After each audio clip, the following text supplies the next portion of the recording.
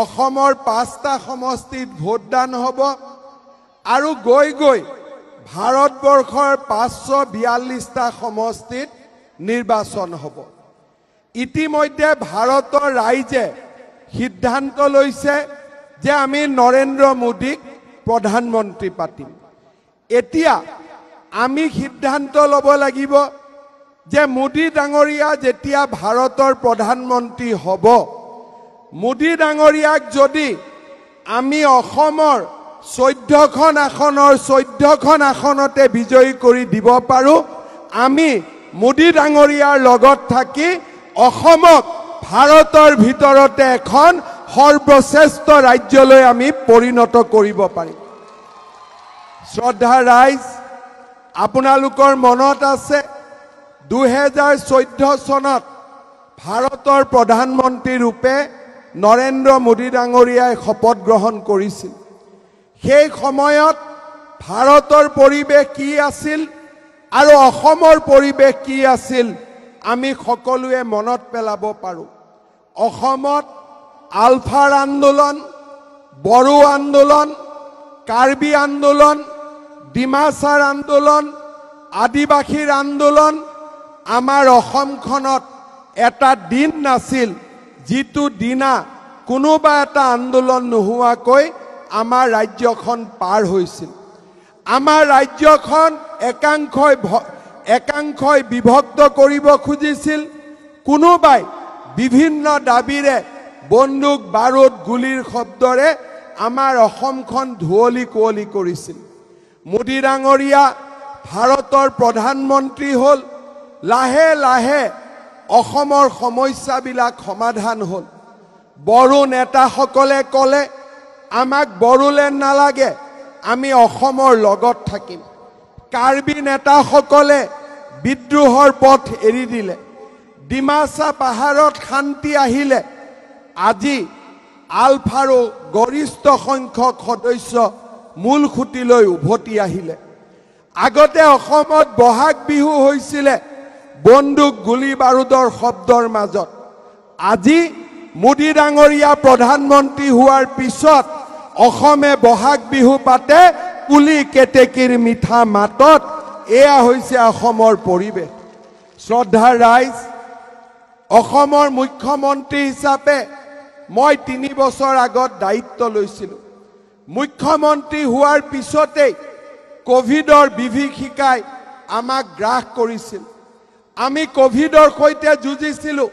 মোদী ডাঙৰীয়াই ভেকচিন দিছিলে। সেই ভেকচিন আমি ৰাজ্যৰ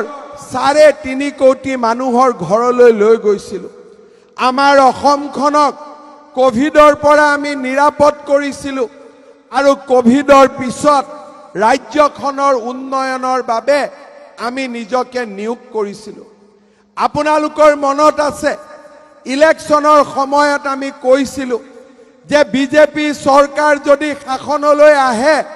আমি 1 লাখ ল'ৰা ছোৱালীক চৰকাৰী চাকৰি দিম। মোৰ কথা বহুতে বিশ্বাস কৰা নাছিল। বোলে 1 লাখ চাকৰি ক'ৰ পৰা হ'ব? দৰমহা দিব টকা নাই, আকৌ চাকৰি ক'ৰ পৰা হ'ব? আজি আমি প্ৰমাণ কৰিলোঁ 3 বছৰৰ ভিতৰত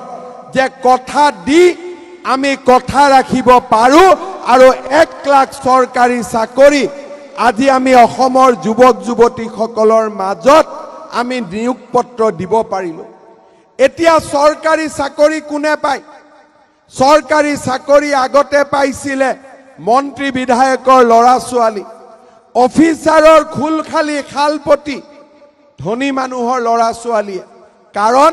5 লাখৰ পৰা 1 কোটি টকালৈকে ঘোষ দিব লাগিছিল। এতিয়া চাকৰিৰ ৰিজাল্ট দিলে আপোনালোকে দেখা পায় টিভিৰ পৰ্দাত কোনোবা ঠেলা চালকৰ ল'ৰা, কোনোবা ৰিক্সা চালকৰ ল'ৰা, কোনোবা মানুহৰ ঘৰত কাম কৰি জীৱন আহৰণ কৰা, জীৱন যাপন কৰা সেই কাম কৰা মহিলাজনীৰ ছোৱালী। আজি চৰকাৰী চাকৰিৰ পৰিসীমা বদলি গ'ল। এই ইলেকশ্যনৰ সময়ত মই বহুত জাগালৈকে গ'লোঁ। 5টা সমষ্টিৰ 50টা বিধানসভা সমষ্টিত গ'লোঁ। ডেকা ল'ৰাই লগ পালে মোক সোধে যে মামা পুলিচৰ ইণ্টাৰভিউ কেতিয়া হ'ব তাৰ মানে পৰিবেশৰ পৰিৱৰ্তন চাওক এসময়ত মুখ্যমন্ত্ৰীক এই কথা নুসুধিছিল আজি মানুহৰ মনত আশাৰ সঞ্চাৰ হৈছে যে আমি লৰা ছোৱালীক পঢ়ুৱাৰ পিছত চৰকাৰী চাকৰি এটা পাব পাৰো আজি মই শিৱদৌলৰ সন্মুখত পুনৰ ঘোষণা কৰিছো আমাৰ দেৱীদৌলৰ সন্মুখত পুনৰ ঘোষণা কৰিছো এই শিৱসাগৰৰ ঐতিহ্যমণ্ডিত পবিত্ৰ ভূমিত আকৌ ঘোষণা কৰিছো যে অহা এবছৰৰ ভিতৰত আমাৰ চৰকাৰে আৰু 50,000 লৰা ছোৱালীক চৰকাৰী চাকৰি দিব 1 লাখ দি উঠিলো আৰু 50,000 লৰা ছোৱালীক আমি চৰকাৰী চাকৰি দিম মোৰ মনত এটাই কথা অসমীয়া যুৱক যুৱতীৰ মাজত আশাৰ বন্তি গছি নুমাই যাব নালাগে আমাৰ যুৱক যুৱতীৰ মাজত আশাৰ বন্তি গছি জ্বলি থাকিব লাগে যিসকলে চাকৰি নকৰে যিসকলে ব্যৱসায় কৰিব খোজে তেওঁলোকৰ বাবেও আমি চিন্তা কৰিছো আত্মনিৰ্ভৰ অসম আঁচনি এই আঁচনিৰ অধীনত যিসকল যুৱক যুৱতীয়ে চাকৰিৰ পৰিৱৰ্তে ব্যৱসায় কৰিব চৰকাৰে তেওঁলোকক 2 লাখ টকাকৈ আগবঢ়াব বেংকত যাব নালাগে সুদ দিব নালাগে 2 লাখ টকাৰ মাত্ৰ 1 লাখ টকা আমাক ঘূৰাই দিব তাকো 5 বছৰৰ পিছত মাহত মাত্ৰ 2000 টকা কৰি 1 লাখ টকা ঘূৰাই দিব নালাগে সুদ দিব নালাগে আজি আমি চাকৰিয়ে হওক বেহা বেপাৰ হওক আজি অসমত আন্দোলন নাই আজি অশান্ত পৰিবেশ নাই লৰা ছোৱালীয়ে ৰাতি গধূলিলৈকে ব্যৱসায় কৰিব পাৰে দোকান খোলা ৰাখিব পাৰে আজি অসমৰ পৰিবেশ পৰিৱৰ্তন হৈছে শ্ৰদ্ধা ৰাইজ জুৱা ইলেকশ্যনৰ আগতে আমি ৰাইজক কৈছিলো যে দুখীয়া আৰু মধ্যবিত্ত মানুহৰ লগত বিজেপি চৰকাৰ থিয় হ'ব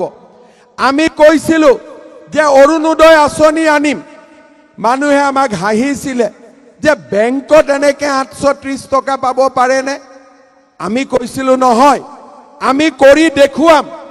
আৰু আজি আপোনালোকে দেখিছে অসমৰ 30 লাখ মহিলাই প্ৰতি মাহে বেংকত 1250 টকাকৈ লাভ কৰে আজি মই আপোনালোকৰ আগত আকৌ ঘোষণা কৰিছো অখিল গগৈ গৌৰৱ গগৈ মিছা বুলি ক'ব কিন্তু শিৱদৌল দেৱীদৌলৰ আগত মোৰ মিছা কথা কোৱাৰ সাহস নাই শ্ৰদ্ধা ৰাইজ আজি মই আকৌ ঘোষণা কৰিছো যে এই ইলেকশ্যনৰ পিছত অৰুণোদয় আঁচনি প্ৰত্যেক ঘৰে ঘৰে পাব এই আঁচনি মই আজি এই কথা আপোনালোকক ঘোষণা কৰিছো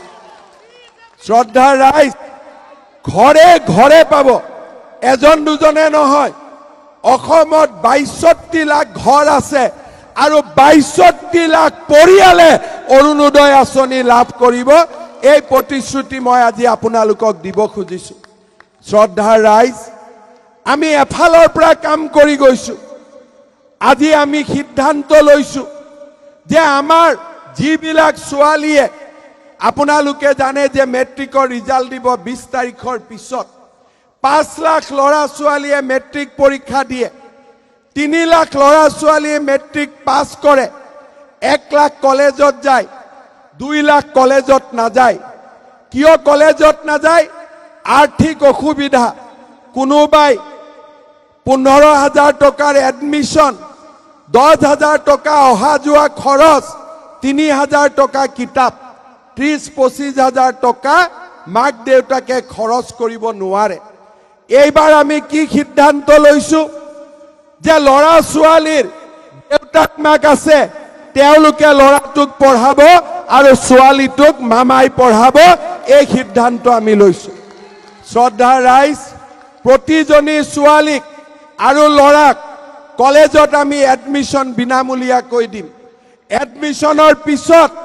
যিমান ছোৱালীয়ে কলেজত এডমিশন ল'ব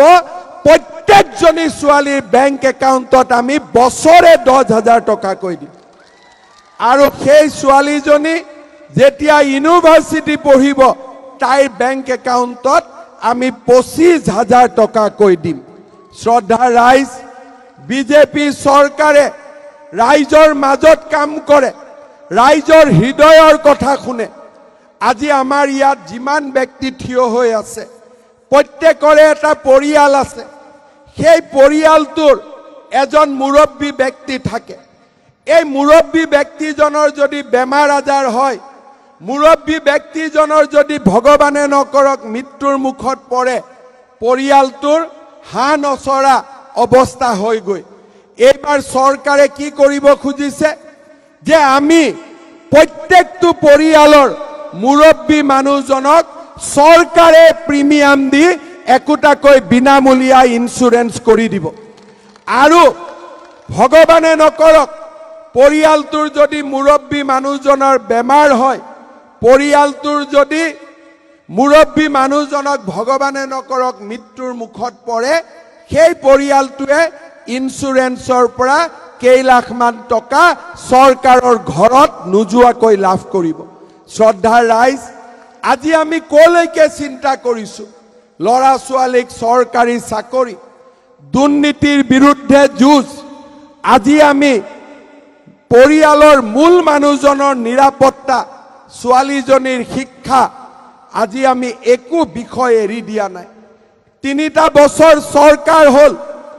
এই 3টা বছৰ চৰকাৰখনে আমি এটা চৰকাৰৰ পৰিসংখ্যা বদলাই দিলো। মমতাময়ী চৰকাৰ, কৰোনাৰ প্ৰতীক চৰকাৰ। মানুহৰ যদি ছোৱালীৰ হাৰ্টৰ বেমাৰ হৈছে, সেই হাৰ্টৰ অপাৰেশ্যনো চৰকাৰে কৰি দিয়ে। যদি কাৰোবাৰ ঘৰত বেমাৰ হৈছে, আয়ুষ্মান ভাৰতৰ কাৰ্ডো চৰকাৰে দিয়ে। কাৰোবাক যদি লিভাৰ ট্ৰান্সপ্লান্ট লাগে, তাৰো খৰচ চৰকাৰে বহন কৰে। আজি আমি অসমত এনেকুৱা এটা পৰিৱেশ সৃষ্টি কৰিছো। দুৰ্নীতিৰ বিৰুদ্ধে আমি সংগ্ৰাম কৰিছো। 300তকৈও বেছি চৰকাৰী বিষয়াই দুৰ্নীতি কৰোঁতে আমি জেল হাজতলৈ পঠাইছো। আমি কাৰো লগত কম্প্ৰমাইজ কৰা নাই। মিছন বসুন্ধৰা আঁচনি আনিলো। প্ৰথমবাৰ 12 লাখ, দ্বিতীয়বাৰ 6 লাখ, 18 লাখ মানুহৰ আমি মাটিৰ সমস্যা সমাধান কৰিলো। স্বাধীনতাৰ 75 বছৰ পিছতো মানুহৰ হাতত মাটিৰ কাগজ নাছিলে। আমি এটকাও প্ৰিমিয়াম নোলোৱাকৈ মানুহৰ হাতত আমি মাটিৰ কাগজ তুলি দিবলৈ প্ৰচেষ্টা কৰিলো। শ্ৰদ্ধাৰ ৰাইজ, আজি অসমৰ পৰিৱৰ্তন, চাৰিওফালে উন্নয়ন। শদিয়াত যদি ঢলা শদিয়াৰ ব্ৰিজ, বগীবিলত আটাইতকৈ ভাৰতৰ ভিতৰতে সৰ্ববৃহৎ ৰেলৱে ব্ৰিজ। আজি আমি অসমৰ চাৰিওফালে উন্নয়নৰ এক নতুন পৰিৱেশ নিৰ্মাণ কৰিলো। জিলাই জিলাই মেডিকেল কলেজ, জিলাই জিলাই বিশ্ববিদ্যালয়, জিলাই জিলাই ইঞ্জিনিয়াৰিং কলেজ। আজি আমি অসমত ভাবিব নোৱাৰাকৈ উন্নতিৰ কাম হাতত ললো। এতিয়া আমি প্ৰস্তাৱ কৰিছো, আগতে কাজিৰঙা বিখ্যাত আছিল গড়ৰ খৰ্গ চুৰিৰ কাৰণে। এতিয়া কাৰো সাহস নাই গড়ৰ খৰ্গ চুৰি কৰাৰ, কাৰণ তেওঁলোকে জানে যে গড়ৰ খৰ্গ চুৰি কৰাৰ শাস্তি অতিকে ভয়াবহ, ভাবিব নোৱাৰা শাস্তি আমি দিব পাৰো। শ্ৰদ্ধাৰ ৰাইজ, এতিয়া আমি কাজিৰঙাত কি কৰিব খুজিছো? বানপানীৰ সময়তো যাতে ৰাস্তা পাৰ হওঁতে জীৱ জন্তুৰ মৃত্যু নহয়, তাৰ বাবে আমি 32 কিলোমিটাৰৰ উৰণীয়া সেতু বনাবলৈ আমি সিদ্ধান্ত লৈছো। উজনি আৰু উত্তৰ অসম আৰু দক্ষিণ অসমৰ মাজত যোগাযোগৰ ব্যৱস্থা ভাল হওক। বগীবিলৰ দলং হৈ গ'ল, ঢলা শদিয়াৰ দলং হৈ গ'ল। এইবাৰ আমি নুমলীগড় আৰু গহপুৰৰ মাজত সুৰংগৰ তলেদি 4 লেনযুক্ত ব্ৰিজ বনাবৰ বাবে আমি সিদ্ধান্ত গ্ৰহণ কৰিছো। এটা এটাকৈ আমি ৰাইজৰ কাম কৰিছো, ৰাইজৰ কথা শুনিছো, ৰাইজৰ কাম কৰিছো। আজি কেতিয়াবা কেতিয়াবা শিৱসাগৰৰ মানুহে মোক কয় যে ছাৰ, মামা, আমাৰ চহৰখনৰ যিমান কাম হ'ব লাগিছিল, আমাৰ জিলাখনৰ যিমান কাম হ'ব লাগিছিল হোৱা নাই। ময়ো মানি লওঁ, কিন্তু শ্ৰদ্ধাৰ ৰাইজ, আজি আপোনালোকে চিন্তা কৰক, দিল্লীত মোদীৰ চৰকাৰ হ'ব। ইঞ্জিন এখন ৰেলগাড়ী, ইঞ্জিন আগত নৰেন্দ্ৰ মোদীৰ। দিল্লীত মোদী প্ৰধানমন্ত্ৰী হ'ব, দিছপুৰত মই মুখ্যমন্ত্ৰী, আমি ৰেল দুখন আগলৈকে টানিম আৰু অখিল গগৈ গৌৰৱ গগৈ ৰেলখন পিছৰ ফালে টানিব ৰেলখন চলিব জানো ৰেলখনত উন্নতি হ'ব জানো আমি দুজনে ডাবল ইঞ্জিন চৰকাৰে ৰেলখন আগৰ ফালে টানি থাকিম আৰু অখিল গগৈ ৰেলখন পিছৰ ফালে টানি থাকিব কেনেকৈ ৰেলখন আগত যাব আজি আন যিবিলাক সমষ্টি সুশান্ত বৰগোহাঁই তাত মোদীজীয়েও আগৰ ফালে লৈ যায় মুখ্যমন্ত্ৰীয়েও আগৰ ফালে লৈ যায় সুশান্ত বৰগোহাঁই আগৰ ফালে লৈ যায় ৰেলগাড়ীখন আগৰ ফালে চলি আছে সেইকাৰণে শ্ৰদ্ধাৰ ৰাইজ আমি ডাবল ইঞ্জিন চৰকাৰৰ লগত থিয় হ'ব লাগিব ডাবল ইঞ্জিন চৰকাৰৰ লগত থিয় হ'লে আমাৰ উন্নতি হ'ব লোকসভাত কোন সংসদে কথা লোকসভাত সংসদত মোদীজীয়ে কথা ক'ব বিধানসভাত হিমন্ত বিশ্ব শৰ্মাই কথা ক'ব শিৱসাগৰৰ ৰাইজৰ কাৰণে শিৱসাগৰৰ কাৰণে আমি কথা ক'ম আমাক কথা ক'বৰ কাৰণে বিৰোধী পক্ষ নালাগে আজিওতো অখিল গগৈয়ে কথা কৈ থাকে বিধানসভাত কোনোবাই গুৰুত্ব দিয়ে নেকি বৰঞ্চ মোৰ মাজে মাজে সন্দেহ হয় যে অখিল গগৈৰ কিবা বেমাৰ আছে নেকি পটক পটক উঠে আৰু পটক পটক নামে অখিল গগৈও কথা ক'ব চেষ্টা কৰে কিন্তু কথা ক'লে নহ'ব কথাত গুৰুত্ব থাকিব লাগিব কথাত ক'ব পাৰিব লাগিব যে আমাক কি লাগে আজি অখিল গগৈয়ে কোৱা নাই যে ৰংঘৰৰ সৌন্দৰ্য বৰ্ধন কৰিব লাগে অখিল গগৈয়ে কোৱা নাছিল সেই কথা হিমন্ত বিশ্ব শৰ্মা আৰু নৰেন্দ্ৰ মোদীয়ে চিন্তা কৰিছিল যে আমাৰ ঐতিহ্য ৰংঘৰৰ আমি কায়কল্প বদলাব লাগে ৰংঘৰক আমি ধুনীয়া কৰিব লাগে অখিল গগৈয়ে কোৱা নাছিল আজি অখিল গগৈয়ে নাই কোৱা কিন্তু মই কৈছো যে আমাৰ শিৱসাগৰৰ চাৰিওফালে থকা জেলখন আমি শিৱসাগৰৰ পৰা উঠাই লৈ গৈ সেই জেলৰ স্থানখন সৌন্দৰ্য বৰ্ধন কৰি শিৱসাগৰৰ ৰাইজৰ বাবে আমি মুকলি কৰি দিব লাগে এই কথা অখিল গগৈয়ে কোৱা নাই কাৰণ অখিল গগৈ এইবিলাক কথা ক'বই নাজানে আজি আপোনালোকে চিন্তা কৰিব তলাতল ঘৰ আৰু ৰংঘৰ আমি দুইটাক যদি একেলগে লগ লগাই ৰংঘৰৰ দৰে যদি তলাতল ঘৰকো ধুনীয়া কৰোঁ শিৱসাগৰলৈকে টুৰিষ্টৰ পিছত টুৰিষ্ট আহিব এই কথা অখিল গগৈয়ে চিন্তা কৰিব পৰা নাই কিয় চিন্তা কৰিব নোৱাৰে কাৰণ তেওঁলোকৰ লক্ষ্য চৰকাৰৰ লগত সহযোগিতা নহয় যদি যোৰহাটৰ সংসদজনে সংসদত থিয় হৈ দিনে ৰাতিয়ে মোদী ডাঙৰীয়াক গালি গালাজ কৰি থাকে সেইখন চহৰ সেইখন স্থানৰ উন্নতি কেনেকৈ হ'ব আমাক লাগে মোদীৰ লগত হাতত হাত ধৰি আগুৱাই যোৱা আমাক এজন সাংসদ লাগে যিজন সাংসদে মোদী ডাঙৰীয়াৰ লগত থিয় হৈ কাম কৰিব আজি তপন গগৈ ডাঙৰীয়া যোৰহাটৰ সাংসদ হ'ল সেই সময়ছোৱাতে আজি চৰাইদেউৰ আজি আমাৰ মৈদাম বিশ্ব ঐতিহ্যৰ বাবে নিৰ্বাচিত হ'ল তপন গগৈ ডাঙৰীয়া যোৰহাটৰ সাংসদ হ'ল হোলোঙা পাৰত লাচিতৰ 145 ফুটৰ প্ৰতিমূৰ্তি নিৰ্মাণ হ'ল আজি তপন গগৈ ডাঙৰীয়া সাংসদ হ'ল ৰংঘৰৰ পৰিসৰ বদলি গ'ল আজি তপন গগৈ ডাঙৰীয়া সাংসদ হ'ল নগাঁও আৰু যোৰহাট আৰু মাজুলী আৰু লখিমপুৰৰ মাজত দলং নিৰ্মাণৰ কাম আৰম্ভ হ'ল আজি তপন গগৈ ডাঙৰীয়া সাংসদ হ'ল শিৱসাগৰৰ চাৰিওফালে অসম মালাৰ ৰাস্তা নিৰ্মাণ হ'ল আজি তপন গগৈ ডাঙৰীয়া সাংসদ হ'ল যোৰহাটত কেঞ্চাৰ হস্পিটাল হ'ল চৰাইদেউত মেডিকেল কলেজ হ'ল শিৱসাগৰত মেডিকেল কলেজ হ'ল এতিয়া মই প্ৰশ্ন কৰিব খোজো গৌৰৱ গগৈ ডাঙৰীয়াই কলিয়াবৰৰ কাৰণে কি কৰিলে মোক দুটা নাম গনিয়াই দিও কলিয়াবৰত 10 বছৰ এমএলএ আছিলে যদি এমপি আছিলে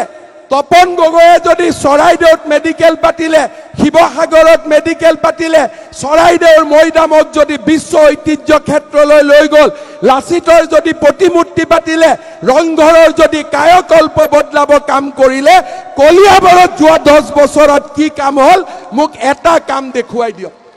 যিসকল ব্যক্তিয়ে কয় আন্ডাৰ কাৰেণ্ট আছে মই তেওঁলোকক ক'ব খোজো অসমত অভাৰ কাৰেণ্ট চলিব আন্ডাৰ কাৰেণ্ট ইয়াত নচলে ইয়াত আন্ডাৰ কাৰেণ্ট নচলে দেখা দেখি কথা হ'ব সামনে কথা হ'ব কি কাম কৰিল এই কামখিনি কলিয়াবৰত কি কাম কৰিলে দেখুৱাই দিয়ক আণ্ডাৰ কাৰেণ্টৰ ভয় বিজেপিয়ে নাখায় এই কথা আমি সদায় ক'ব পাৰো শ্ৰদ্ধা ৰাইজ যিজন ব্যক্তিয়ে কলিয়াবৰত কাম কৰিব নোৱাৰিলে সেই ব্যক্তিজনে যোৰহাটত কেনেকৈ কাম কৰিব যি অখিল গগৈ ডাঙৰীয়াই দিনে ৰাতিয়ে মোক গালি পাৰে মিটিঙত লগ পালে কয় হিমন্ত বিশ্ব শৰ্মাৰ সমান ভাল মুখ্যমন্ত্ৰী নাই পীযুষ হাজৰিকাক লগ পালে কয় পীযুষ হাজৰিকাৰ সমান ভাল মন্ত্ৰী নাই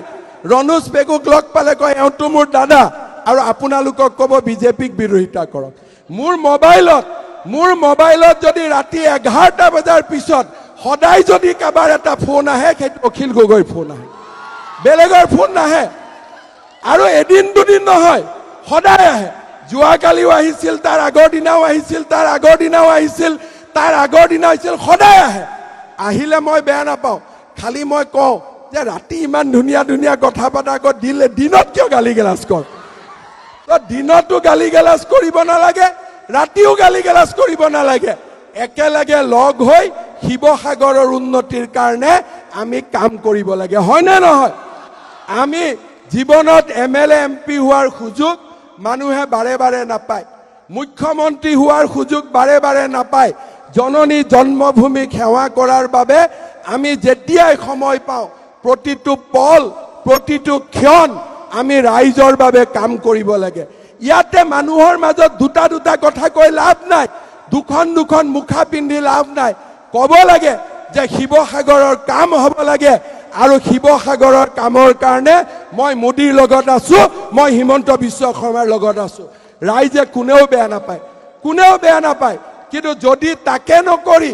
প্ৰেছ দেখিলে সাংবাদিক দেখিলে হিমন্ত বিশ্ব শৰ্মাৰ তুলাধনা মোদী তুলাধনা আৰু ঘৰত লগ পালে পিঠা পনা এইটো কেনেকৈ কাম হ'ব ঘৰত লগ পালে পিঠা পনা সাংবাদিকক লগ পালে তুলাধনা এইটো হ'ব নেকি কওকচোন এনেকৈ চলিব নেকি শ্ৰদ্ধা ৰাইজ সেইকাৰণে মই এটাই কথা ক'ম যে মোদীজী প্ৰধানমন্ত্ৰী হ'বই মোদীজীক ভোট দিব লাগে আৰু শিৱসাগৰক আমি ঐতিহ্য আৰু বিকাশ দুইটাক একেলগে লগ লগাই শিৱসাগৰক অসমৰ ভিতৰতে এখন জাকত জিলিকা জিলালৈ আমি ৰূপান্তৰ কৰিব লাগে শ্ৰদ্ধা ৰাইজ মোক শিৱসাগৰৰ বিজেপিৰ কৰ্মকৰ্তাসকলে মোক কৈছে যে মোদী ডাঙৰীয়াটো প্ৰধানমন্ত্ৰী হ'বই সকলো স্থানতে কিবা নহয় কিবা এখন ডাঙৰ অনুষ্ঠান হৈছে আমাৰ শিৱসাগৰত অসমত যদি আকৌ কিবা নেশ্যনেল ইনষ্টিটিউট আহে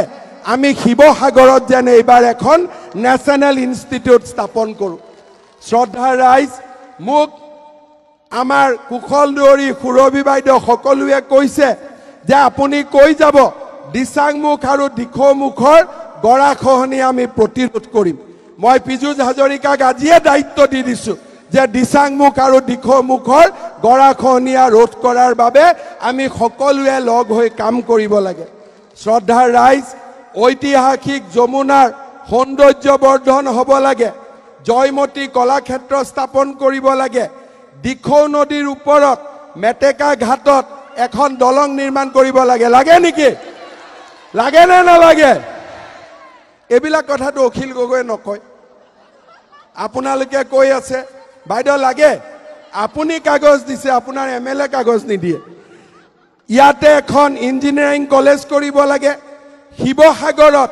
লাইব্ৰেৰীটো অৰ্ধনিৰ্মিত হৈ আছে তাক সুন্দৰ কৰিব লাগে ন পুখুৰী আৰু পুৰণি পুখুৰীৰ সৌন্দৰ্য বৰ্ধন কৰিব লাগে নামদাং শিলৰ সাঁকোখন সংৰক্ষণ কৰিব লাগে হয়নে নহয় শ্ৰদ্ধা ৰাইজ শিৱসাগৰ চিভিল হস্পিটালক 300 বেডলৈ আমি উন্নত কৰিব লাগে শিৱসাগৰৰ আশে-পাশে আধুনিক মাৰ্কেট কৰিব লাগে পুৰণি দিখৌ দলং সংৰক্ষণ কৰিব লাগে এই গোটেই কথাবিলাক আমাৰ ৰাইজে মোক কৈছে আমাৰ বিজেপিৰ সদস্যসকলে কৈছে আপোনালোকে মোদী ডাঙৰীয়াক প্ৰধানমন্ত্ৰী কৰক মোদী ডাঙৰীয়া সূৰ্যৰ পোহৰ চন্দ্ৰই পায় আৰু চন্দ্ৰই নিশা মানুহক ধুনীয়াকৈ পোহৰ দিয়ে অলপ কৰি হলো মই বহুত দিব নোৱাৰিলেও মোদী ডাঙৰীয়াৰ পৰা শক্তি লৈ আপোনালোকক অলপ হলেও মই পোহৰ দিম সেই প্ৰতিশ্ৰুতি মই ৰাইজক আজি দিব খুজিছো শ্ৰদ্ধাৰ ৰাইজ বিজেপি দলক বহুতে কয় যে সাম্প্ৰদায়িক দল শিৱসাগৰত অসমীয়া মুছলমান সমাজৰ বহুত প্ৰতিনিধি আছে বহুত বাসিন্দা আছে মই এটা কথা খুদিব খুজো অসমীয়া মুছলমান সমাজে কংগ্ৰেছৰ দিনত